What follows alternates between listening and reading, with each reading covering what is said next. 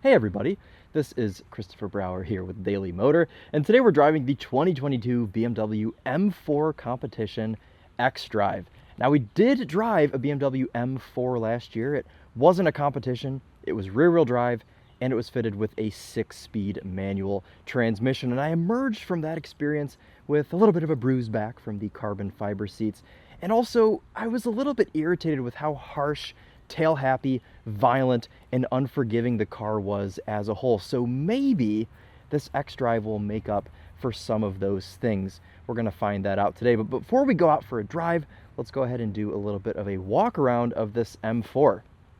Definitely a very tame and reserved spec, just a very simple metallic gray with black interior. So kind of like a dentist spec here. Probably what most of these M4s will end up looking like, and that's okay. I actually think it looks very nice and a little bit more grown up in this gray color. We're gonna try and go the whole review without talking about the front end because I think that that has been sort of diluted by now and no one really cares. We just wanna know about how the car is to drive, not about its big sniffers up front. So we'll try and avoid that. We do have carbon ceramic brakes on this car. You can tell because it has gold calipers. It does have a few other options that we'll go over once we sit inside and we'll look at the Monroney together, because with BMWs, there's always just a ton of options that you can put on, and I want to make sure you guys know all of those, so we'll go ahead and go over the Monroney. Carbon fiber roof. We've got a power trunk. Go ahead and look in there. Except I don't have the key, so it's not going to let me open the trunk. Do it this way. These always crack me up because why do you need a power trunk? What's so hard about just opening it? But whatever. Pretty decent amount of room back here. Honestly, it's a very usable space. Let's see if we can get into this under compartment. It doesn't look like they really want you to get under there, but overall, pretty usable space. You've got a couple nets here, a couple extra cargo pockets. So you can wedge your snow scraper in so it doesn't fall out of place while you're doing spirited driving. Again, what's so hard about just shutting it? Nope, just hit the button. I guess it's convenient if your hands are full and you can just kind of tick the button there. So the interior of this car, to me, is really where it shines, and it really starts with these M carbon fiber seats. Absolutely insane looking seats. And honestly, I think that they look the best in this black. It's just a very, very nice neutral color to the seat. It doesn't make it look overly wacky. It makes it look pretty at home. You can see your little carbon fiber inlays here, and the entire back of the seat is carbon fiber. Check that out. And you know we're going to try this back seat out, especially since I've already moved the seat forward. M striping here on your pull to move the seat forward. Of course, would you expect anything else? I wouldn't. So this should go back now to my driving position. We'll see how much room we have back here. Honestly, a decent amount of room, even head-wise. Usually in the 4 Series, BMW leaves you a pretty good amount of room in the back seat to where you can comfortably fit 2 adults. This is a true 4-seater car, even with these absolutely insane looking carbon seats. I mean, look how cool these look from back here. It's just exposed carbon. Well, it's got a clear coat over it, obviously, but it's just carbon fiber. They look even cooler from back here than they do up front. Otherwise, back here, we do have our own climate control panel, 2 USB-C ports. We've got armrests. This car has extended leather, so you've got leather-wrapped quarter panels here in the back. And you've even got a little pass-through for if you want to bring skis or a couple odd golf clubs or something. You can fit those in here. Now, unfortunately, if you want to have cups back here, you don't really have too many good options. Maybe hold it in your lap or between your feet, but otherwise you don't have many creature comforts back here. So maybe just good for short road trips, but if you do need to carry 3 people in your M4, well, 4 including the driver, you can certainly do so even with these seats. How polite of it to just scoot out of my way like that. And you honestly have a good amount of room to get in and out. You can just slip out through the gap. Look how easy that is. I've always been impressed with how much room BMW gives in their coupe cars, excluding the 1 and 2 Series. But 4 Series and up, you always have a ton of room back there. So that's cool to see even in this M4. Okay, so now comes to actually getting into the car, and as pretty and as badass as these seats are, they are a little bit of a hassle to get in and out of. I do feel like a bit of an old man saying this. I do kind of dread getting in and out of this car because this is hard material. This is carbon, or I don't know if it's carbon fiber under here, but it's some sort of hard material under this piece right here. So getting over this can be a little bit of a hassle. Now, it's easier to get into than an i8, say, or, well, really just an i8. But here we go. I'll demonstrate getting in. You have to get your butt over that loop, and then you can slide in. If your butt goes on this, it's a very uncomfortable experience, especially if it goes up. Anyways, if you do it right, it's really not so bad. They do hug you in very well. You've even got this little piece in the middle to brace your legs from going side to side. And of course, it is carbon fiber. The best use I've found for these seats is when you have someone like the Topher at the wheel of the car and you're going around, say, Gingerman Raceway in Michigan. You can use these as handles. Of course, when you're in the passenger seat, you can use these as handles and you can hold on and brace yourself. So really a good benefit to the passenger if you're doing track driving. They have somewhere to hold on for dear life. You could, of course, use this as well, but these are a little bit more efficient. You can really brace yourself, so they work well for that. Otherwise, this car has the carbon fiber interior pack. We get these big carbon fiber paddles with red details. I think they look awesome. Carbon fiber trim here on the steering wheel, throughout our center console area. It's thinking I want gesture control, please stop. And then also carbon fiber here on the dash. Let's go ahead and pull out the Monroney. We can go over all of the options that this car has. So the M4 Competition xDrive starts at $78,800. Well, this car is $101,795. And a lot of that is due to the fact that it has M carbon ceramic brakes, which are an $8,000 option. Otherwise, going down the list, skyscraper gray metallic, as well as this black full merino extended leather interior, adds about $3,000. Parking assistance pack with the park sensors, executive package, which gives you remote start, heated steering wheel, power trunk, LED headlights with laser heads-up display, wireless charging, gesture control, and Wi-Fi hotspot. That's only an $1,800 package. That doesn't seem too bad. Though I will say gesture control is extremely irritating, especially if you talk with your hands. Do not spec that on, although I guess you kind of have to with executive pack. The good thing is you can turn it off, so that's not too big of a deal, I suppose. Carbon fiber trim, only $950. These M carbon bucket seats are $3,800, which I feel like isn't too bad, because if you were to buy these separately, I mean, these would probably be like an $8,000 set of seats. So $3,800 included. And with the M drivers package plus destination brings us to about $102,000. So, I mean, all things considered, if you weren't to get the carbon ceramics, you'd be quite a ways under $100,000. So take that as you will. That's how much this particular car is. A lot of the times they spec these press vehicles with carbon ceramic brakes because they know that journalists are going to take them to the track and they want to be well equipped for that. So that's why we're running on carbon ceramics today. All right, let's go ahead and start this thing up.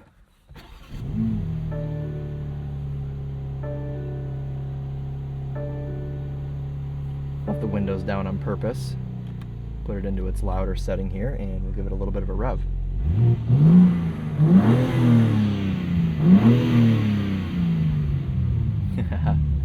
Gotta love the sound of that 3-liter turbo inline 6. BMW always does a great job with their engines. So as far as power goes, we have 503 horsepower and 479 foot-pounds of torque. And in this particular example, the xDrive that is sent through all 4 wheels via a ZF 8-speed automatic transmission. So a pretty good setup performance-wise here. If you're concerned only about the engine and nothing else, BMW is always a good way to go there. And Porsche, of course, but BMW always does a fabulous job with their inline 6s. Otherwise, we're just running, I believe, iDrive 7 here. It's a pretty good infotainment system if you ignore the gesture control being extremely irritating. We do have wireless Apple CarPlay, though my phone has not connected, probably because it's confused why I'm getting in and out of the car a million times. Navigation screen here. Got a ton of settings in here to do things with the car, and ambient lighting and key button controls, whatever. So you can use a touchscreen or you can use your little dial down here. Very typical BMW infotainment. They do a really good job. And if you're curious to learn more about this, Charlie has a video up testing the sound system as well as a tour of the infotainment. So I will leave that linked down below if you're curious about any of those things. We do still have a physical climate control panel, which is nice to see. We do have a menu for a couple of different things, but it's not too big of a deal because all of your main controls, vent and temperature, you can do with just the push of a button. So that's nice to see that they have kept that for the 22 model year. I have a feeling it'll be going away soon with the next generation. We're already seeing this in the new 3 Series facelift, so say goodbye to your physical climate control panel. BMW is going to ditch it very soon. In front of the steering wheel here, we have a fully digital gauge cluster that you can customize to show whatever you want. Here on the right side, I've got my horsepower and torque figures, but you can make it a G meter. You can see what song you're listening to. You can see the setting for your M mode, what gear you're in. There's your Eco Pro setting, trip computer, tire pressures, boost, and back to that. Also, you can go into M mode, and it gives you, hello, M mode, and it gives you a central dial there, which is kind of neat if you like your rev counters on the side there. So that's kind of cool. I like to just leave it in this mode, road mode. And also, actually, if you put it into track mode, it will completely black the screen out. Hold this down and it'll just get rid of the infotainment screen. So that's pretty cool. So it gets rid of your infotainment screen, just a black screen. It gets rid of your lane keep assist and all that stuff. So that is a pretty cool option to have. Let's go ahead and take this M4 Competition xDrive out on the daily motor test route and see what it's like to drive. Quite a peculiar shifter here. I think they want you to kind of feel the sensation of driving a manual. So to put it in reverse, you go over and up, and it actually stays there, which is kind of neat. We do have parking sensors, of course. And then down in the middle is neutral, and then over to the side puts you into either drive or first gear, depending on what mode you're in. We'll just start out in normal drive. We're just mainly in a comfort setting right now. You do, of course, have configurable drive modes, quick access drive modes with your M1 and M2 drive mode setting buttons here on the steering wheel, which is nice.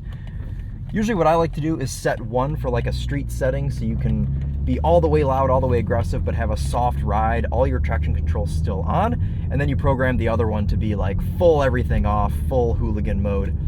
That seems to be the easiest way for me. From a daily driving standpoint, I don't really know how people like put up with these cars on a day-to-day basis, especially with these carbon fiber seats. Like I said earlier, they're quite hard to get in and out of, and also like everything to do with like the ride, the throttle tuning. I'm not saying it's bad, it's just not something that I'd really want to daily drive. And some people don't have a problem with that. I think as journalists, we get kind of jaded to driving cars all the time that are very comfortable and reserved and very good as daily drivers. I suppose someone that buys an M4 may not know the difference, but I mean, just when you're in like comfort mode, it's so aggressive still. It's just, it wants to go faster all the time. It eggs you on. Come on, we gotta go around this car. We gotta take off fast from this light. Come on, drive faster. Even in the most comfort shift setting, you still get like farts between gears and stuff. And it's a very spirited car. Don't get me wrong. They've done a great job, but you have to be prepared for how violent this machine is. Again, just in comfort mode right now. There's the, oh God.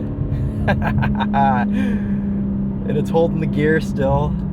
It's ready for any occasion that you need to get by someone. All right, let's stop messing around. Let's go into our M1 setting, which is, like I said, my street setting. All the traction control and everything is still on, but I've got my powertrain in Sport Plus and everything else in Sport. That does also default me into manual shifting, which you can do on the paddles or with your shifter.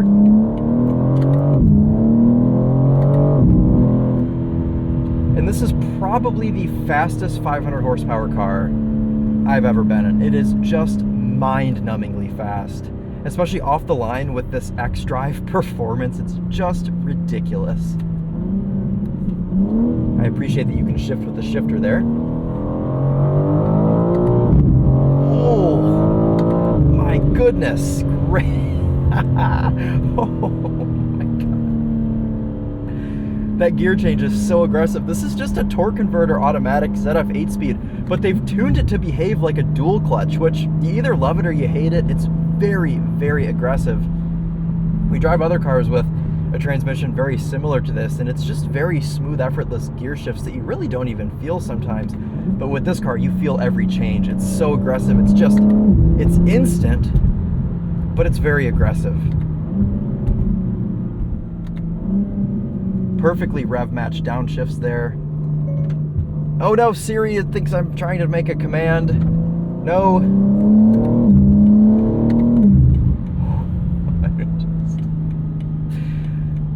You catch back up to traffic before you can even blink your eyes. It's just unbelievable. This is a properly serious car. You really have to respect this thing, because if you mess it up, it will not forgive you. It'll send you for a loop. And rear-wheel drive M4s are kind of notorious for that, M3s and M4s, for being extremely tail happy and just doing a 180 or a 360 in the middle of the road and, you know, just carrying on their way. You really, really have to be careful in these cars because they are very serious. You can turn everything off. And when I mean everything off, I mean everything off. Over the rough ride section here, we are in sport suspension mode.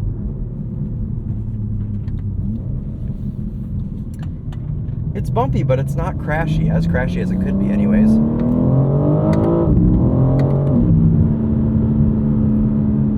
That is just juvenile.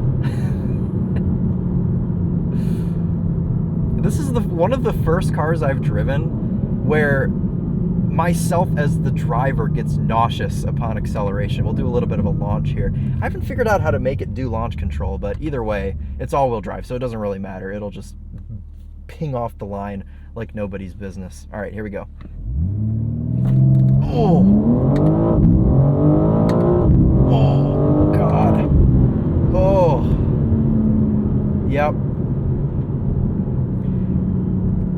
Now, BMW claims 0 to 60 in about 3.5 seconds, and you can go back and time that yourself. But to me, it definitely feels like a sub 3 second 0 to 60. It's just mind-numbing. It's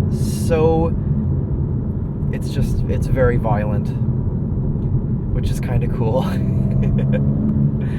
Sometimes I feel bad because I give M cars so much grief for just being so violent all the time, but that's the point. It should be violent. It's an M car. It's what the M owners want. Oh, yes. Well, there was a man there that turned and looked. Probably thought I was going to crash into him. Apologize, sir. From a daily driving standpoint, would I drive an M4 Competition? Probably not. But when you're out on the track in these cars, and I've been out on the track in many of these new M cars, they are absolute weapons. Not only that, performance-wise, you can just drive out on the track all day, and they run even cooler than they do when you're on the street. They activate like their ultimate cooling mode when you're in the track setting, and it just runs cool all day. And huge respect to BMW for just going all out with these M cars.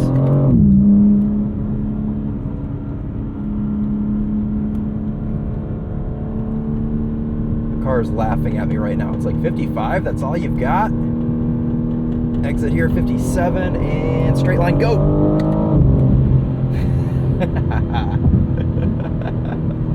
Okay. Yes, yes, yes, yes. This is one of those cars that just eggs you on to drive faster all of the time. I would 1000%, without a doubt, go to jail if I had one of these. And I would spend $1 million in gasoline filling it up every week. Down to 52 miles to E, you guys will be able to see, oh, 51. Be able to see what the fuel reserve bing bong sounds like when that comes up. We do have lane keep assist in this M4.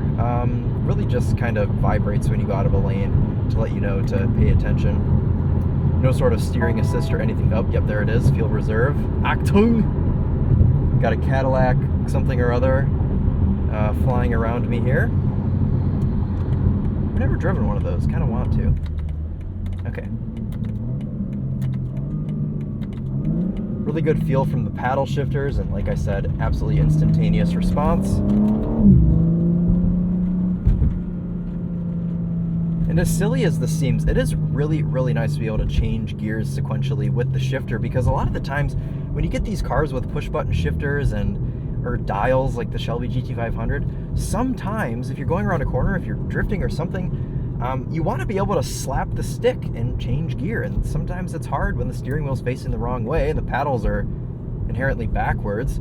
You want to be able to just hit the stick and change gear. So I appreciate that they have left this gear lever for us here, though I am slightly worried because, again, the new facelifted generation of the new 3 Series has a push button shifter. So I hope in the M cars, at least, they leave us with these.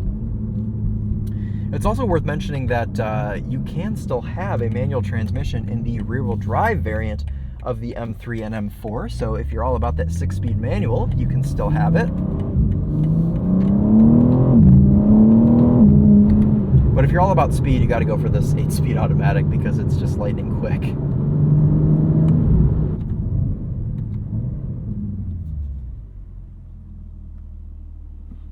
Yes, sir. You're welcome. Right, so who would I recommend this BMW M4 to? I really would only recommend this car to someone that is going to track it on the weekends to get your full potential out of it, and stealing this line from Tedward here, someone that really respects the drive, because you really, really have to respect this car and understand that it could kill you at any moment's notice if you make one wrong turn. It's so twitchy and it's so anxious to get moving that you really, really got to be paying attention when you're driving one of these M3s or M4s. But if you know what you're doing, you're confident behind the wheel, you're an experienced driver, or if you just leave all the nannies on, anyone could drive this with traction on, all of the stuff to keep you in line. It's a really, really fun experience, and these carbon seats add a really nice wow factor to it and make it feel just that much more special. I think in the looks department, it looks really good as well. If we gloss over the front end, it's a very attractive design. Is this a $100,000 interior? I don't really think so, but you have to remember that for your $100,000, your $90,000, whatever, you're really paying for this powertrain, this performance, and a good bit of carbon fiber here under your butt. So a good little package. I think the addition of this xDrive system, it helps in the safeness factor, and don't get me wrong, you still have to respect the car. In fact, you can fully disable this all-wheel drive and put this thing into 2-wheel drive mode and just go totally mad. I don't trust myself to do that, but you can if you'd like. The all-wheel drive really just adds the factor of usability. If you're someone that really wants to use this car on a daily basis and you live somewhere like Michigan where it snows, shoot man, you can throw a set of snow tires on this thing and absolutely rip. So in that way, it's cool. It does make the car understeer slightly more, as you'd expect. But overall, I can't really tell that much of a difference between this car and the rear-wheel drive car as far as drivability goes. As I said, just a minor amount of understeer in the corners. But it really doesn't even matter because you can just fully disable the all-wheel drive. So if you don't care about the small amount of added weight, it really does not matter too much. I've actually been driving this car around in manual mode. It's quite a bit of fun with these big extended carbon fiber paddle shifters. I just figure you might as well get the most out of it in manual mode because it still jerks you around when you're in automatic, so you might as well jerk yourself around and not get a surprise jerk about. That sounded kind of wrong, but anyways, that'll mostly sum it up for us today.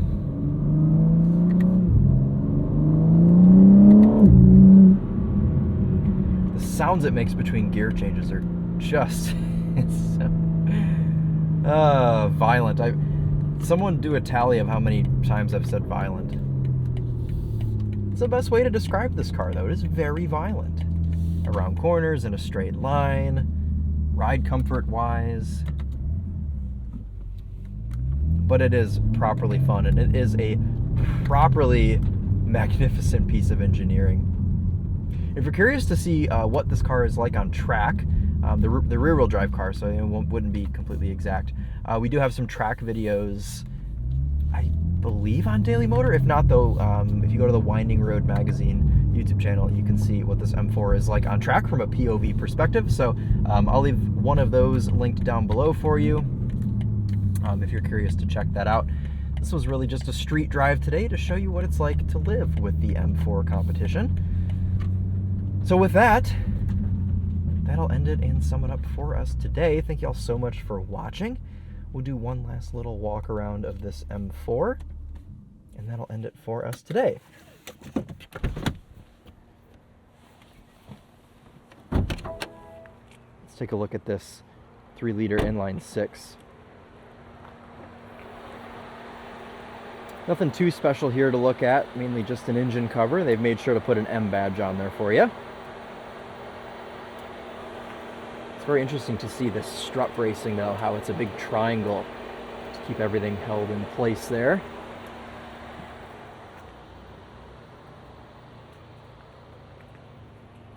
Gotta love the look of that carbon fiber roof as well. And the big quad exhaust tips.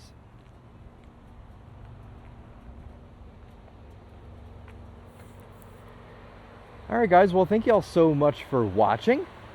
Hope you've enjoyed this M4 Competition xDrive. And like I said, I'll have links down below for other elements of this car if you are curious. Alright, and again, thank you all so much for watching.